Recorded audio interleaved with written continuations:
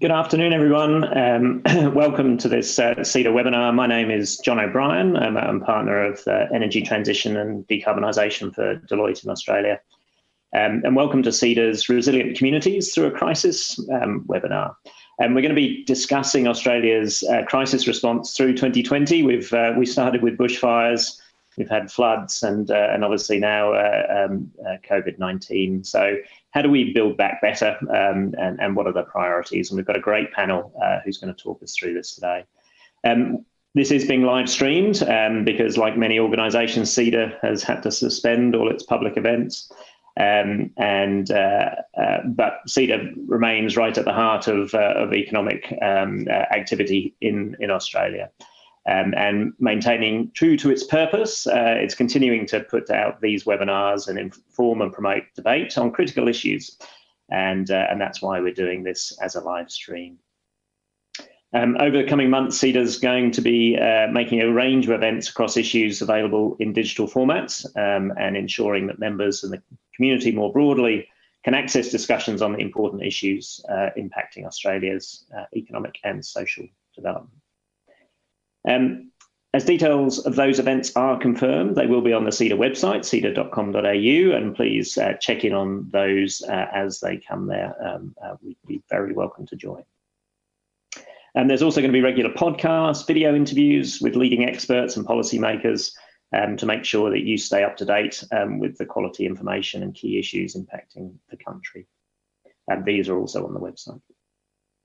Today, like many, like at CEDA public events everywhere, you'll be able to interact with the speakers through our Q&A portal via the link below the video on your screen, I think. But if you enter ceda.pigeonhole.at and put in the passcode resilient, you can put your Q&A in there.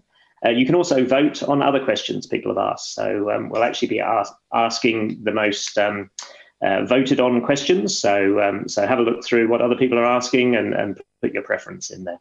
And those are the questions we'll ask. You can, of course, also join the conversation on Twitter by using today's hashtag, which is Australian Communities, and tagging CEDA at CEDA_news. So CEDA acknowledges that today and every day we're on Aboriginal land. We're committed to recognition and reconciliation, and we respect elders and we support their stated aspirations. So I'd now like to extend a very warm welcome to those online. So thank you for joining, as well as our speakers to lead this critical discussion and something I'm very involved in. So.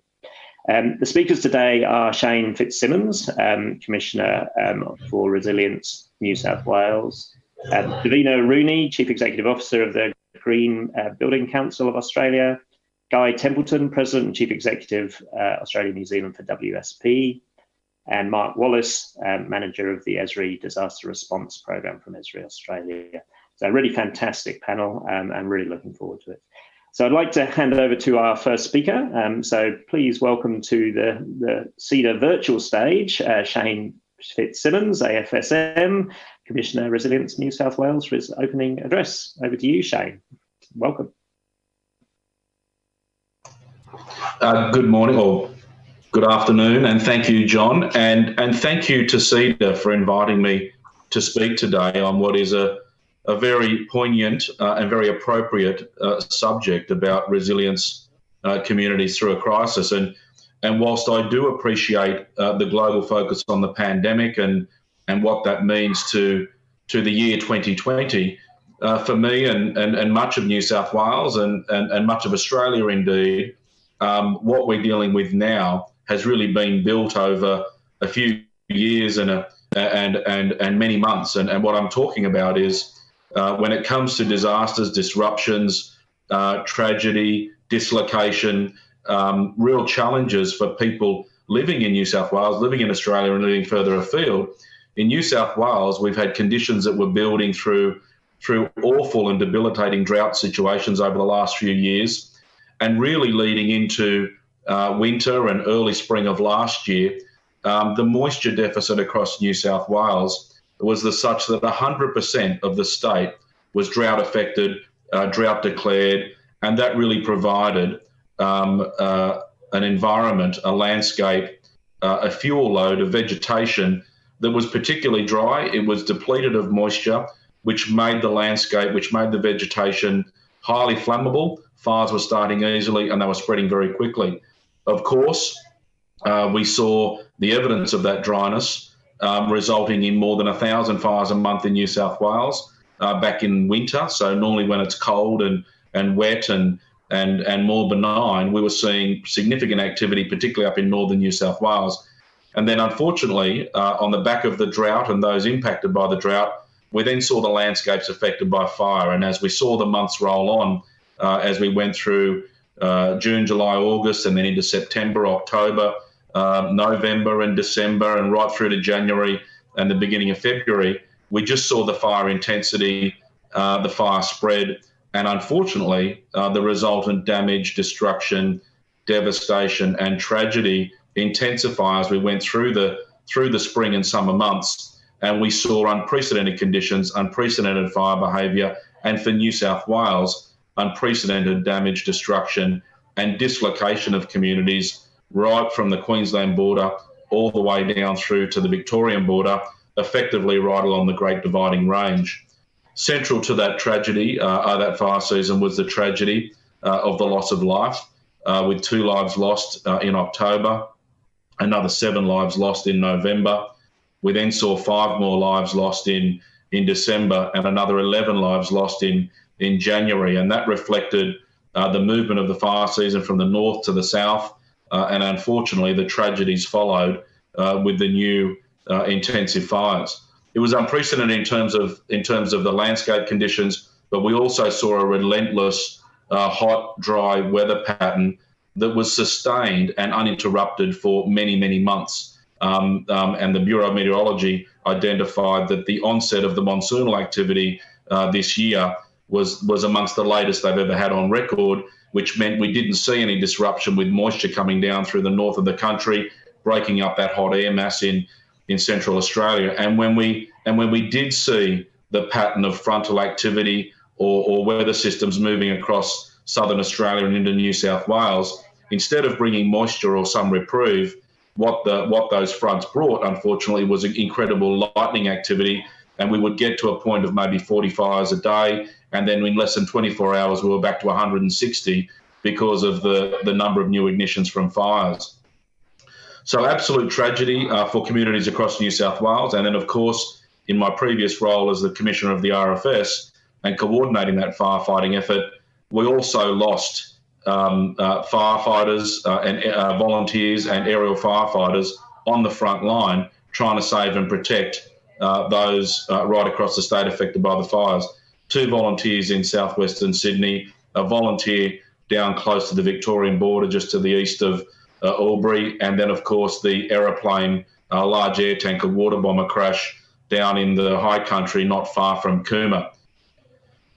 Getting through all that damage, getting through all that devastation, getting through that fire event, we saw some pretty welcome relief in weather, and that resulted in localised, dispersed storm and weather events, which with a very denuded landscape of vegetation and structure, we saw considerable damage from the storms. We saw considerable damage, erosion, landslides and flooding occurring in a number of areas as a result of the storms and floods. And then, of course, as we've started to emerge through January and into February and where we are today, we've seen the significant implications as a result of the COVID-19 pandemic response and our measures that have been necessary and required to impede the spread, to limit the infection rates, to not overload our hospital systems. But that too has had an extraordinary and profound effect on communities, and no one's immune from the implications of COVID, but it's had profound effects on communities right across the globe, including New South Wales. And we're still dealing with that. So the COVID implications then result in all sorts of socio-economic challenges that are also besetting communities. And the reason for just taking us on that journey is that whilst there is understandably a focus on the global situation right now and right down through to Australia, to the states and territories and to local communities. For many communities, for many individuals, for many businesses, for governments, for local communities, COVID is just another compounding event that's testing the resilience, that's testing the resolve, that's really challenging communities right across New South Wales. So not only have we got communities affected by COVID, we've got communities also that have been affected by 1, 2, 3, and even 4 of the very obvious and profound disasters or disruptions that have really compromised the way they operate, the way they live, the way they function as a business, livelihoods, employment, losing everything they own, losing loved ones, all that sort of thing. So absolutely, we are living in extraordinary challenging times that are testing each and every one of us. And with the new outbreaks in Victoria, obviously, we're all concerned about how we maintain our resolve, how we maintain our resilience, and work together to confront the ongoing challenges, knowing that there's still many people reeling from drought. We've got a massive workload in New South Wales with recovery and rebuilding, healing and mending, with people on their journeys through the bushfires, all that comes with that in terms of local economy, local livelihoods, sense of belonging, purpose, inclusion. There's enormous challenges, not just in the physical and building environment, but the economic stimulus and the economic activity across the landscape, but also the very real human dimension associated with our wherewithal, our psychological and emotional well-being. And there's no doubt that working together and being appreciative and recognising the multitude of challenges that people are facing, building resilience at an individual level, at a family level, at a community level, business, industry, government, pulling together now, sharing experiences, sharing concerns, but sharing in the solutions to help us all through this is really, really important. And I really look forward to today's discussion where we're talking about resilient communities through a crisis, or as we've seen here in New South Wales, through a series of crises that have a whole host of compounding and challenging effects on individuals and communities. So thank you, John, and that'll be the introduction. Brilliant. Thank you very much. That's a really good start. And I particularly, I think we need to be thinking about resilience in its broadest sense. And I think you've made that point really well. Everything from mental health and the sort of the last straw kind of effect all the way through to communities and economy and thinking all the way through, and infrastructure, I guess. So in some ways, it's a great opportunity. A crisis is always a good opportunity. So I might just bring in our panel members and get them to introduce themselves and maybe say some starting comments, and then I've got a couple of questions, and then we've obviously got audience questions coming through as well. So please, if you do want to ask a question, please jump on to the website there, ceda.pigeonhole.at, and get your questions there. Maybe we'll start with Davina Rooney, so Chief Executive Officer of the Green Building Council Australia. So maybe just give us your view on resilience, but particularly maybe the built environment and how that kind of fits, and what we need to be doing now to help sort of manage future crises. And I also noticed you've done some interesting work in the Indian Himalayas. So I'm sure building back better was part of that. So over to you. Fantastic. So a pleasure to be here today, and I think, exactly as Shane's put it, resilience is responding to multiple challenges, and that's certainly what we're seeing at the moment. For many of us in the built environment who've been working in sustainability and resilience, how buildings and people, communities respond to these kind of events, when we look at the challenges of global warming, before the horror events this summer, we used to refer to the World Economic Forum, we used to refer to challenges of climate change and action. It's gone from something that's been very global and potentially far away, as we describe it to people, as something that's very local and very much now. So sort of 20 years ago, as a sustainability practitioner, we used to talk about future generations. This summer, as I took my 8-year-old to school, he bailed me up and asked me why couldn't he breathe, and while he was going to school, and what was I going to do about it. So I think the thing that's come out of these crises is there's a genuine ability to understand vulnerability. And that's something that's, if a year ago we told everyone we'd be shutting down the world because there was a virus, many people would refer to the World Health Organization. They would sort of refer to their local hospitals. Now people have a far greater understanding of system vulnerability, whether it's the hospitals, whether it's resilience to fire, or to be frank, whether it's the supply chains of toilet rolls that they've suddenly discovered are quite long and vertical.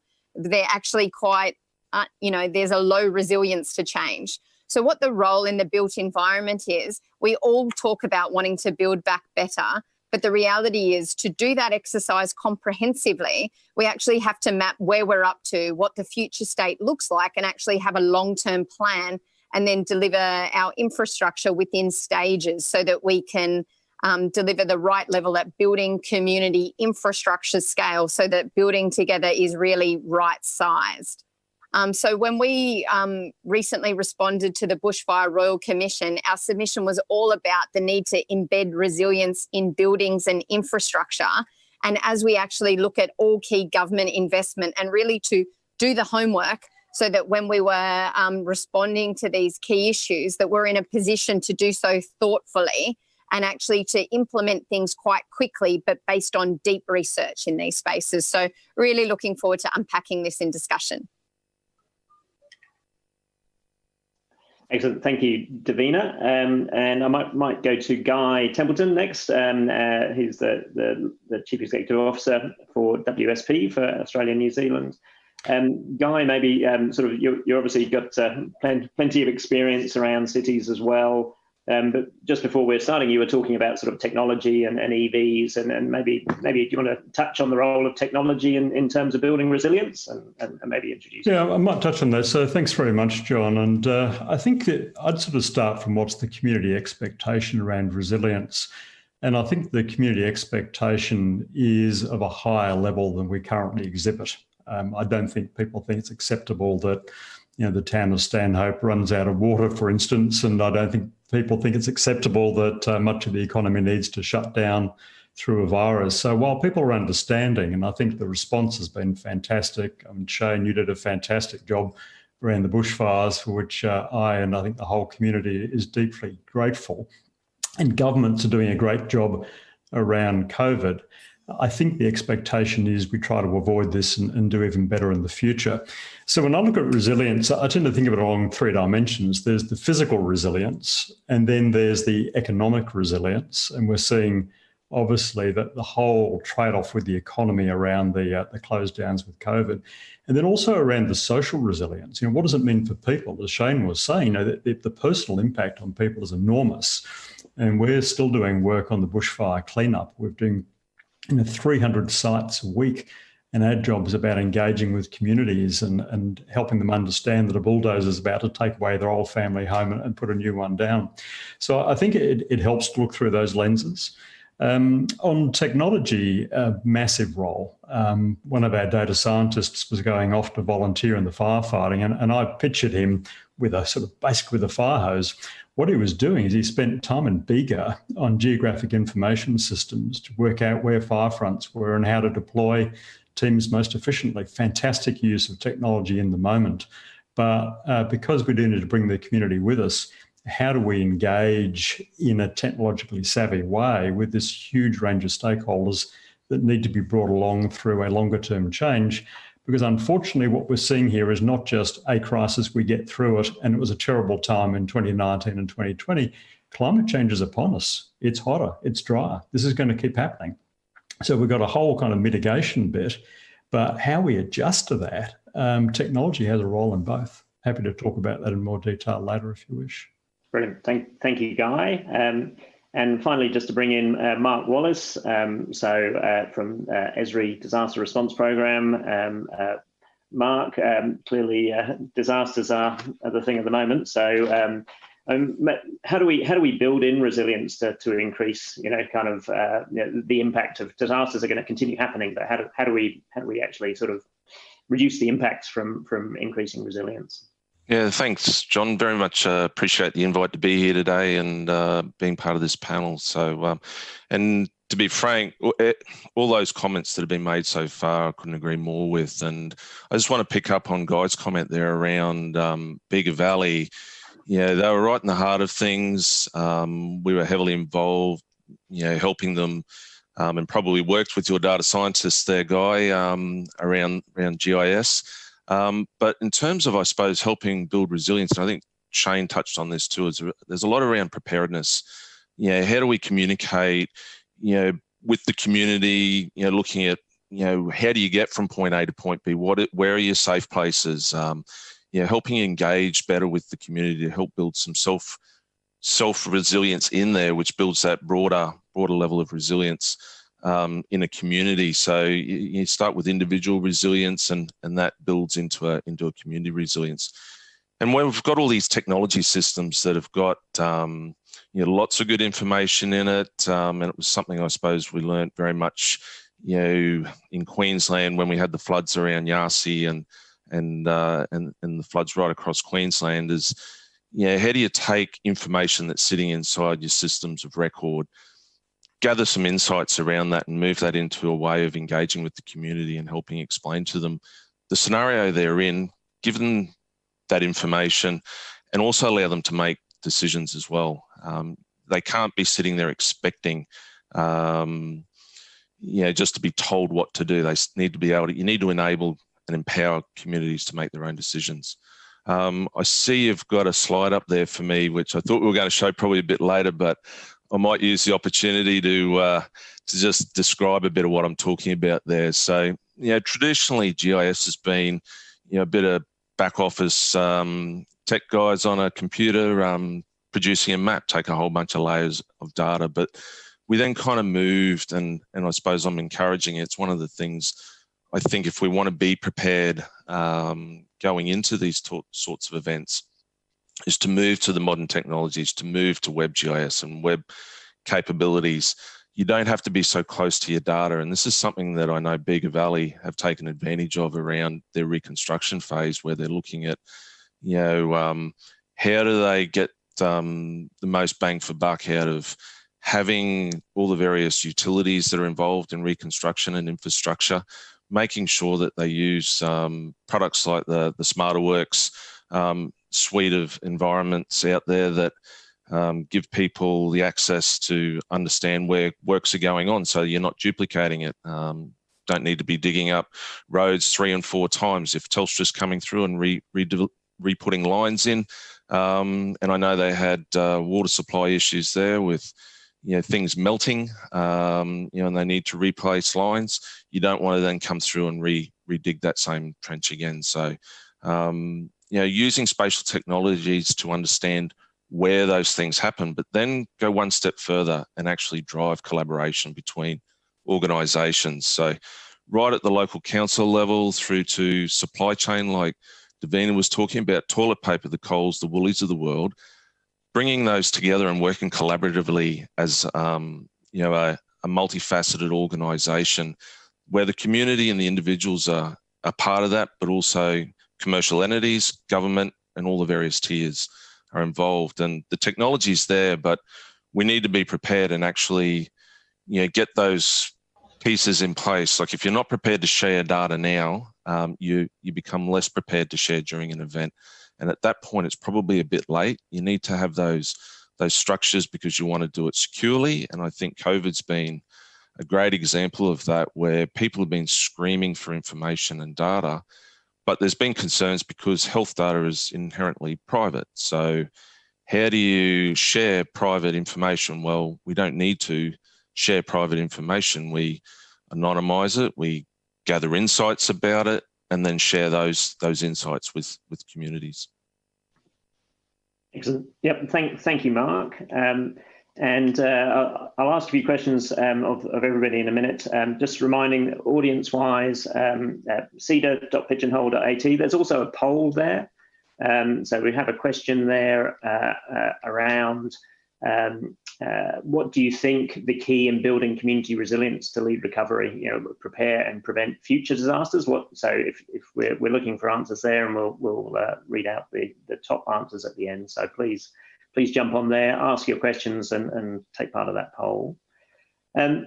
One of the challenges, I think, and I'll open this to whoever wants to jump in, but there's a real difference between preventative action and response. So humans are really, really good at forming a task force and solving a problem, and when crisis hits, we're really bad at doing anything that's proactive and preventative. Everything from health to probably bushfire sort of preparation, certainly climate. It's not.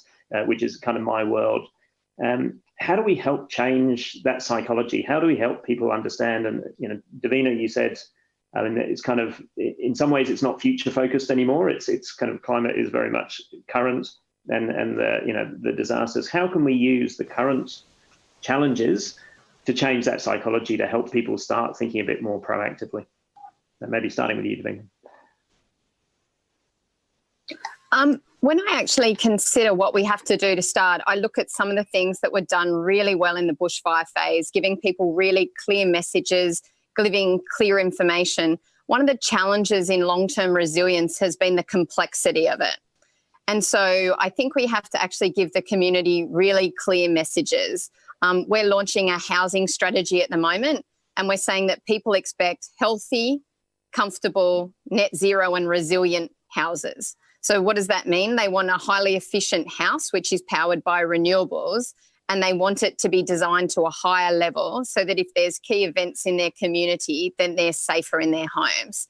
And I think one of the things that many of us specialists have to do when we talk about long-term actions is actually to really break that down into simple, actionable steps and put in place clear pathways that we want. I think sometimes, we know that people emotionally check out when a path is too complex or too hard. But I worked in the Pakistan earthquakes for what was then AusAid in 2005. And a very large amount of what we saw was preventable, through to enhanced structural codes. But what it unfortunately took was a disaster that made it suddenly front of mind for people. And that created the willingness to put in the clear, actionable steps and actually transition those over a pathway. So I think we have to look at the events that we've seen, both the bushfires and the pandemic. Obviously they're horrific tragedies. There is a silver lining that kind of short-term response, we've never had a better case to make it a case for long-term change. And I think our role is clear, actionable pathways. Excellent, Davina. Back to you, Shane, maybe on the sort of how do we change the psychology of getting people prepared as well? What can we do now to sort of get ready for the next? Yeah, thanks, John. And look, this is probably, I think, one of our really biggest challenges. And I will preface my comments by saying, in the worst of disasters, as we've seen during the last bushfire period, the last season, and now through COVID, it brings out the very best in humanity and the Australian spirit, the mateship and coming together. But what I've also got to say is it's up against that great old Aussieism of, she'll be right, mate, it won't happen to me. So when you're talking about preparedness and prevention and mitigation, raising awareness and causing individuals, communities, governments into action is really challenging. To say we need to invest now in order to mitigate, prevent, whatever the disaster is. And interestingly, the research shows, in a bushfire sense, in my previous roles, after all the really big fire events, we get independent research into all those affected communities, and overwhelmingly, something greater than 70%, people will say, "I knew I lived in one of the highest risk areas, and I knew I should have done more to prepare my home, prepare my property, prepare my family." And ironically, what we find leading into the following season or the season after that, those that have been hit by the most recent bushfires are the most likely to be the best prepared, but ironically, they're the least that need to be, because they've been all burned out around them. And it's those that should be looking onto those areas, taking the lessons and saying, crikey, this could really happen. This is happening every season. There's another bushfire somewhere. I think the difference this year is the compounding effect of disasters and disruption, but also the scale and magnitude of the fires. Historically, it might be an area or a locality or a town or a village or something that really gets, badly affected or impacted. But this time round, we've got communities spread the length. So we do have to capitalise on that. And I think one of the biggest challenges we've got, and in my new role with resilience, the feedback we're getting from all manner of stakeholders is looking at a methodology, probably not dissimilar to what we've seen out of some of the City of Sydney and surrounding councils, but having a resilience assessment across our communities or our localities and getting to understand what characteristics make that community unique, what's it exposed to or vulnerable to, what are the traditional sorts of disruptions or disasters or events that challenge them, what are some of the emerging pressures or stresses, whether that's a built environment or the demographics or whatever. So understanding that, capturing it and articulating it is really, really important. So it is interesting, and I would answer that question by finishing off with a response back to you. Why is it that invariably people in high-risk fire areas are surprised and devastated by the impact of fires?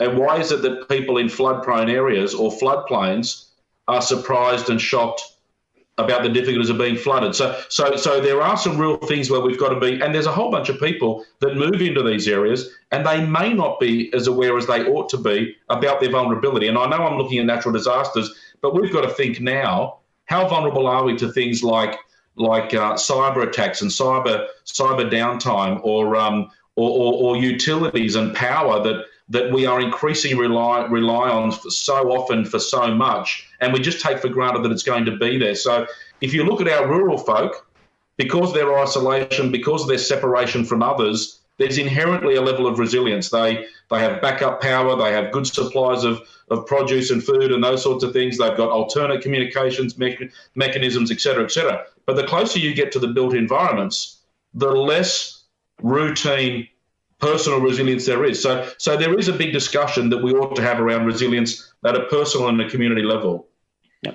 No, that's excellent. And yeah, Guy, I'll throw it to you, but also I'd say that one of the things I think is really interesting there, and it's not just in a fire or a flood. It's I was talking to a colleague in New Zealand this morning, and Rio Tinto's just announced they're shutting down an aluminium smelter there, which big shock. It's like people have been talking about it for 10 years. If you look at the coal-fired power stations in the Latrobe Valley, it's like, oh goodness, they've shut the coal-fired power stations. Like, yeah, but we knew that was coming. We just didn't know quite when. So I think people often are in denial. They don't want to know bad things. It's kind of and that, again, back to and that is critical, John. And if you think about the principles of the foundation of emergency management cycles, you've got planning, preparedness, response, and recovery. And there's all sorts of bits and pieces that you throw in. But planning and future casting and forecasting and really understanding that sets the groundwork for what sort of prevention, mitigation, resilience building do you start doing. No matter what we're confronting, we need the best response effort we can get. But then the more we do up front, the better our response is, the better we can manage recovery, healing, rebuilding, and come back better than we were before the disruption or the disaster, and factoring into our psyche the betterment provision rather than replacing with same is increasingly, in my view, pleasingly, starting to become more of the common vernacular when it comes to our investment in funding. Brilliant. Thank you. Guy, you were trying to... if I could add to that, I just think we've got to see this as a real call to action. And I think the psychology of humans is unlikely to change very much in the short term. You're still going to get chain smokers who are very surprised they get lung cancer. So I think that the planning and preparedness is vital. If I give an example of one sector, which is water, in Perth, I was just looking at this data the other day, in the last 5 years, averaged 70 gigalitres a year flowing into the dam. If you look at the 80 years through to 1980, it was 420 gigalitres.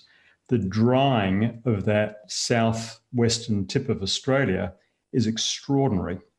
So what will happen is the consumers will only actually get worried when the dam levels drop to 20% and rationing comes in. And I think the role of government is around that long-term planning. And Davina was talking about the long term.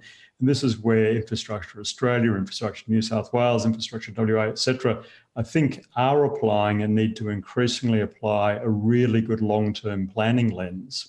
But we need to bring the community along at the same time. So if you take water, what we need is water supply that's not climate dependent. And that means recycling wastewater. So there's an ick factor with that. And it takes time for the community to get over it. But in many parts of the world, they have and do. So you go to the Middle East, there's a lot of recycled water. And you've also got to look at desalination plants, and then that's going to require energy. And can you do that through renewables, et cetera? So these things are long-term assets, and we can't expect consumers to understand that unless we engage them in that debate and help them understand. So there's a new water plant going in Queensland. There's a big education centre being put alongside as part of it. And where I think we've got maybe an upside of sort of disaster upon disaster is out of COVID, there's a great need to keep construction going, keep infrastructure build going. And I think if we can take some of the points around that preparedness, long-term planning, and the need for investment and link it into the COVID rebuild, we might do a little bit better over the next couple of years than we otherwise would. Excellent. Thank you, Guy. And I'll just give you an update on the poll, and then I might jump to Mark. So we've got top answers coming in on what are the key steps to building community resilience. We've got top is cohesive messaging across all levels of government, and then consistency of data collection and sharing. Then we've got more collectivist us culture, so more sort of community there, better interconnection of services and investing in social capital. So keep your polls coming in. We've also got a whole lot of questions coming in, which I'll jump to in a second. Mark, sort of building on that discussion, one of the things, sort of how do we maybe make the future real for people? Is one of the challenges. So people go, well, there won't be a bushfire in my town; it'll be the town next over. And one of the things, certainly from in my work, I do a lot of work on sort of climate scenarios and climate risk, and actually helping people go, okay, so if we're heading on this path, this is what's going to happen. Is that something that you see in your work? And please follow up on any of the other comments. Yeah, absolutely. I do actually just want to sort of tie some bits there that the other panelists spoke about. Queensland Reconstruction Authority, who've been around a while now, they were set up after the 2010-11 floods and cyclones. They've recently put together what they call their READY app, which is Repeat Events and Dollars Index. So, Shane was talking about not going back and building the same thing and then going through the cycle of, the next bit of flood goes through, wipes the bit of road out or a bridge.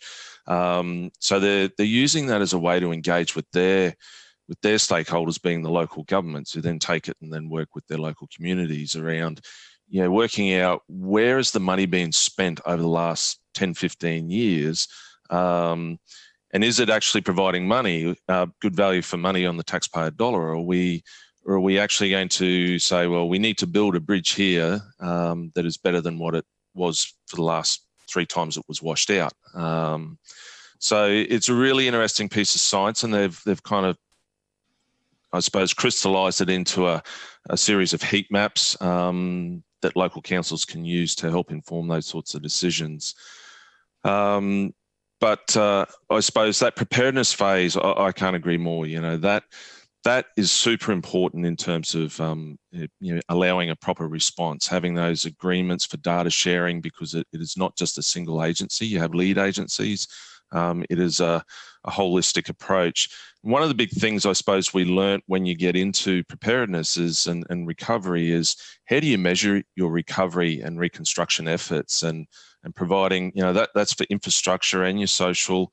You need some baseline type information. So the time that needs to be collected is right at the point immediately after your response. So, I know that one of the issues that popped up around that New South Wales Victorian border was understanding what had actually been burnt. So when it comes to making payments to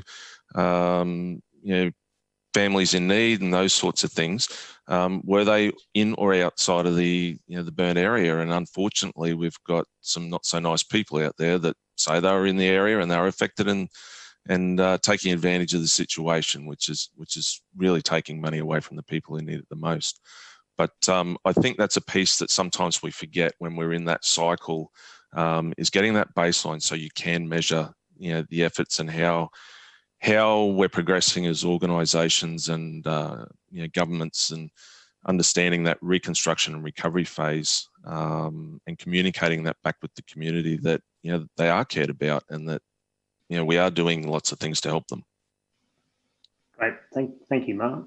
Now I'll go to a couple of audience questions, and one for Shane particularly, and then maybe one for everybody generally. From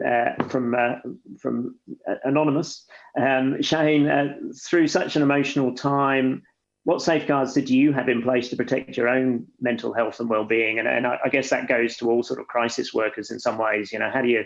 It's fine when you're looking after everybody else, but actually you really need to look after yourself as well. So maybe Shane, that one, and then maybe more generally, how have bushfires shaped how we have responded to COVID? And have they shaped how we responded to COVID? And if so, how? And that one's from Nick. So maybe over to you, Shane, to start.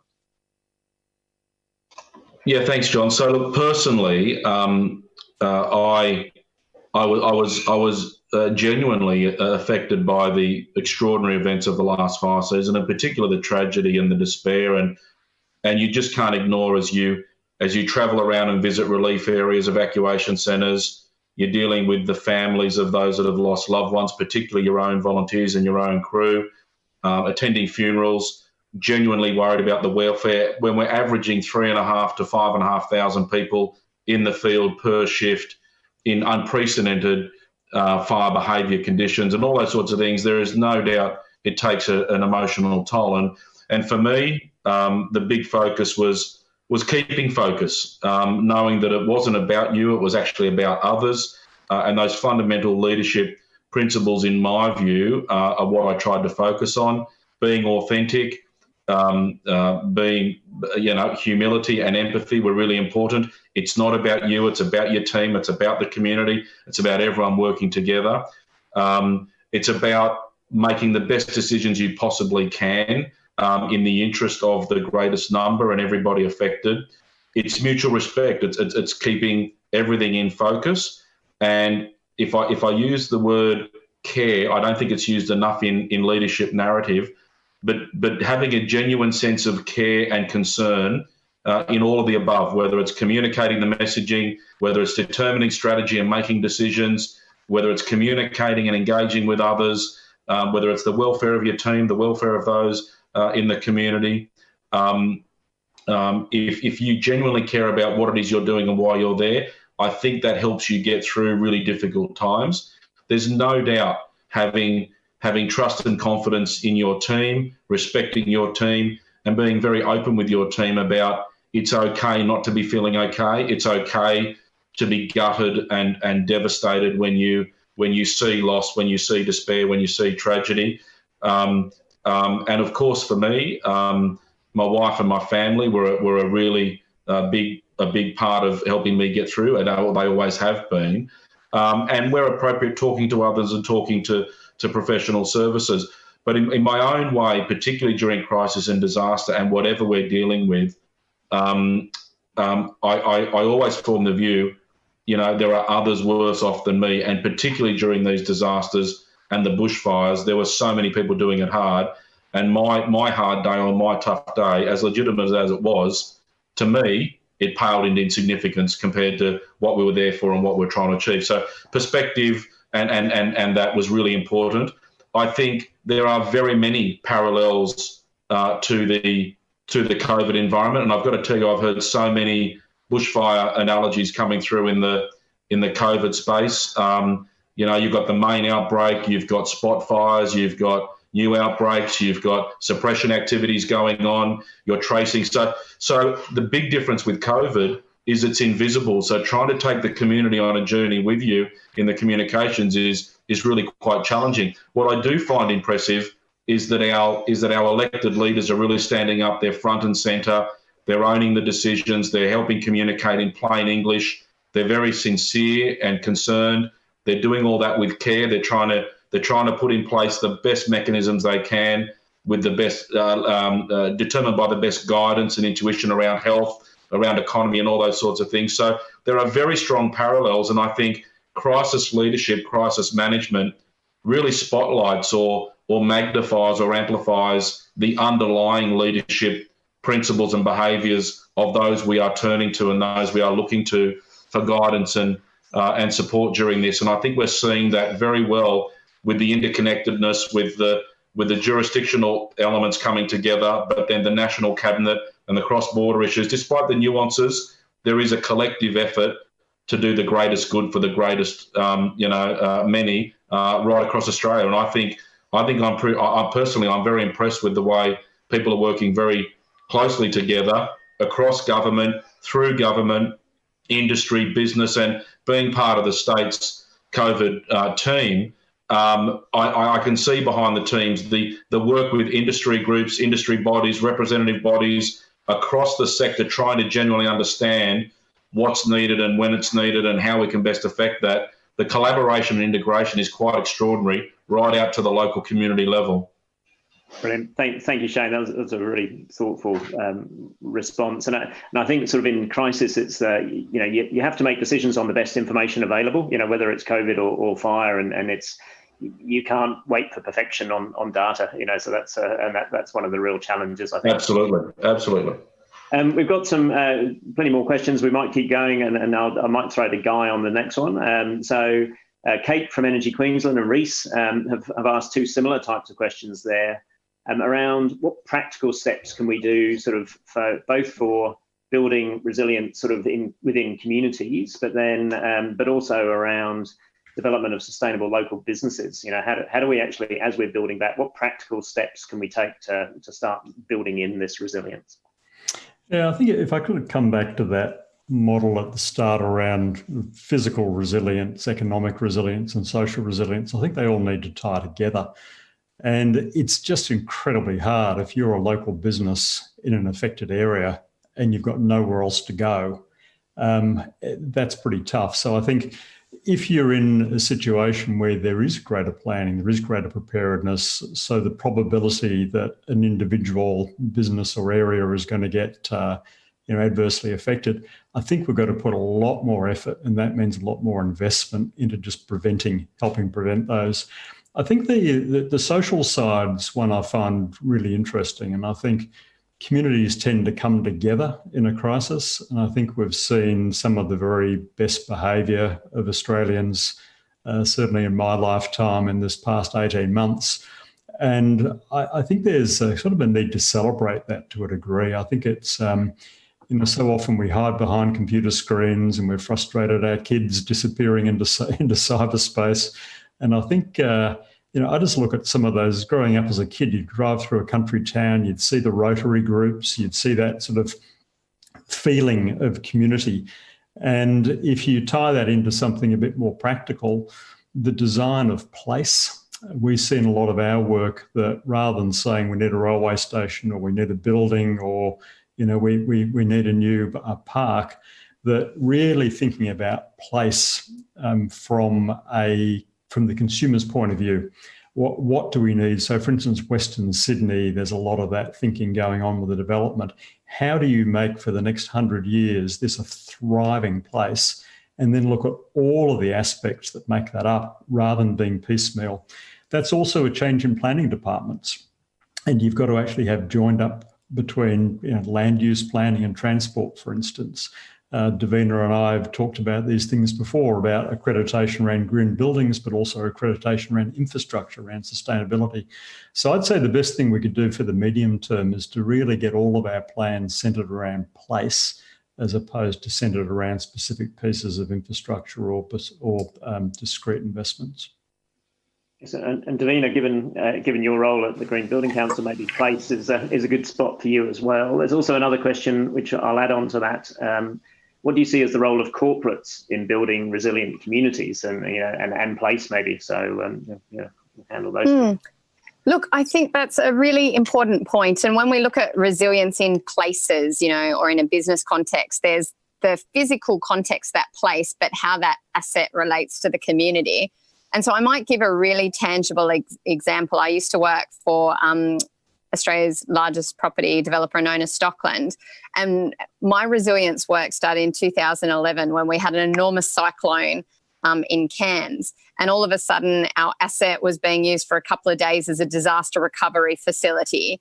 And we had, let's say, a large series of lessons learned coming out of that, from satellite phones to, if you're going to suddenly be used, you actually need to upgrade your facilities, because if your building can withstand it near a place of community refuge, all of a sudden you're the heart of the community. And so we went across a really large series of programs where we were hardening our infrastructure and partnering with the community. And that really culminated in a huge weather event in Rockhampton, where, due to the resilience activities, it was a functioning shopping centre, but it was the only asset in the region with power. And so it suddenly had a medical field hospital in its car park. It was running the local telecommunications. And so I think often when people think of these things, it's oversimplified. In our own tool, Green Star, we ask about what the physical resilience is and we score people on it. People actually do a lot more at the end when they know someone's checking it. And then we also map the community resilience. What are the impact of those items and how do you systematise them and absolutely scale them? We think these things are really fundamental. And exactly as Guy says, when the community experience it, they see it as place. But we would say it's the elements of physical resilience in place, alignment of community resilience as an overlay, usually with partnerships deeply wedded into that community organisation, and the maintenance of that over a long time horizon means that when the worst things happen, the place and in that narrative, the community end up being far more better supported. Great, thank you, Davina. And Mark, I'll throw to you as well to keep that conversation going, and I'm going to keep chucking in a couple of extra questions there as well. There's a range of questions there around sort of working with people and from Andrew, any tips on managing spontaneous untrained volunteers in a crisis? So how does supporting community resilience in a pandemic compare with other types of emergencies? And also, I'm throwing everything onto you here, Mark. Is there a feeling that there's an abdication of personal responsibility in crises? So, sort of an abdication to government. It's like, and maybe we're seeing that with some of the COVID responses at the moment, where people are, kind of going, well, it's not my problem.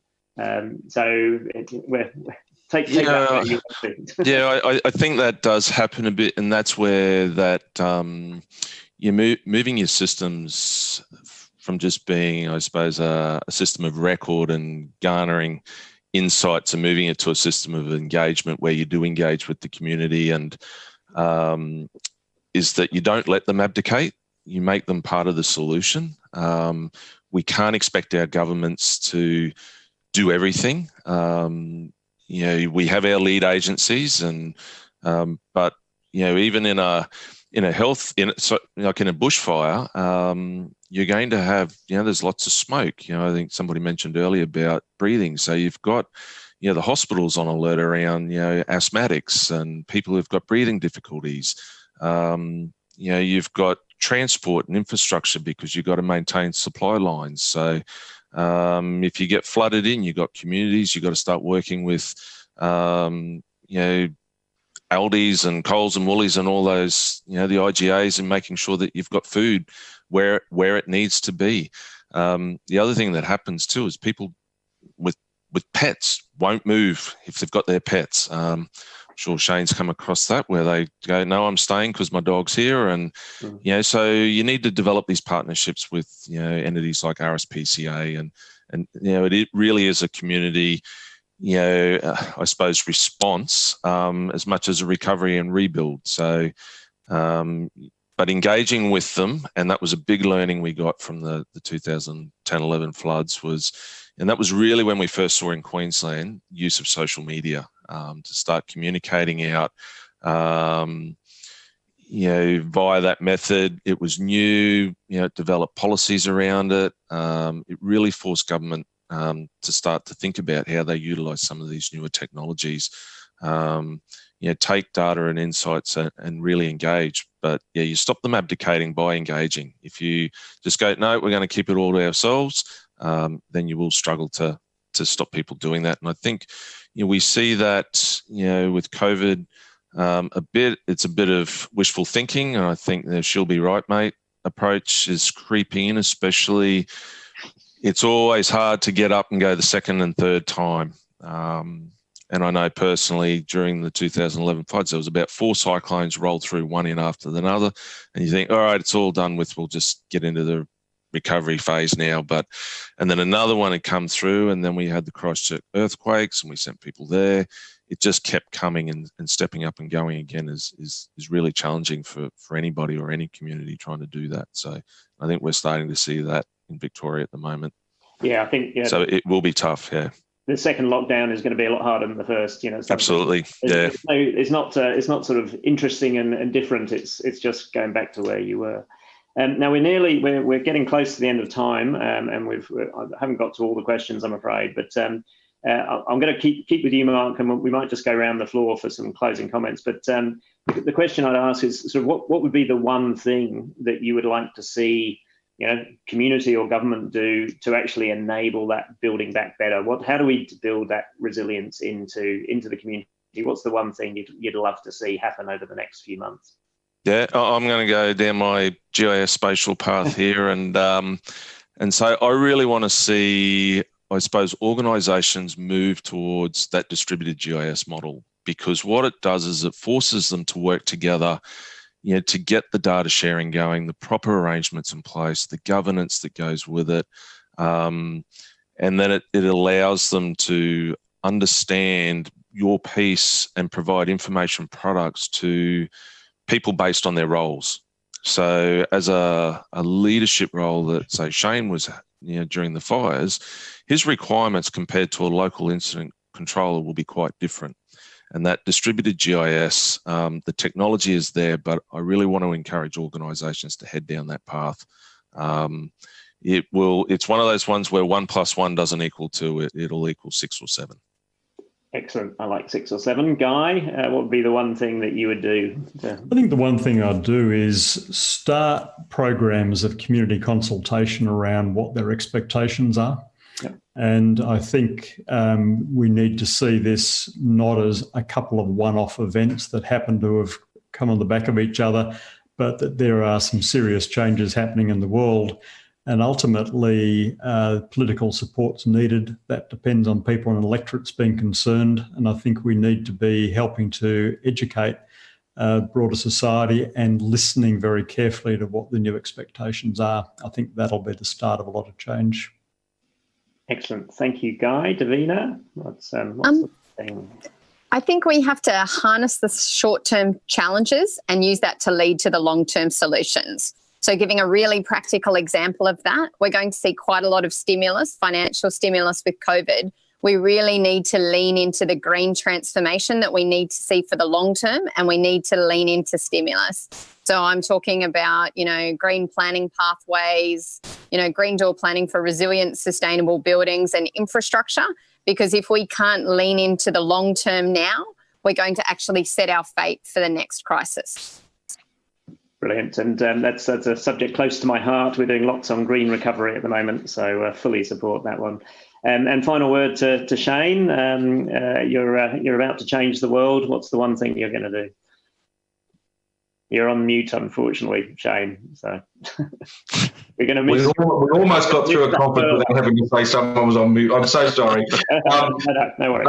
Look, I've just literally accepted a new role in New South Wales government as the Commissioner of Resilience New South Wales, and it is absolutely about recognising the enormity of the challenge that's before us with recovery, but also the extraordinary opportunity about building in resilience to all that we're doing, social, physical, infrastructure, economic. So it is absolutely happening right now, even at a very material level with some of the things that were being talked about by the other speakers.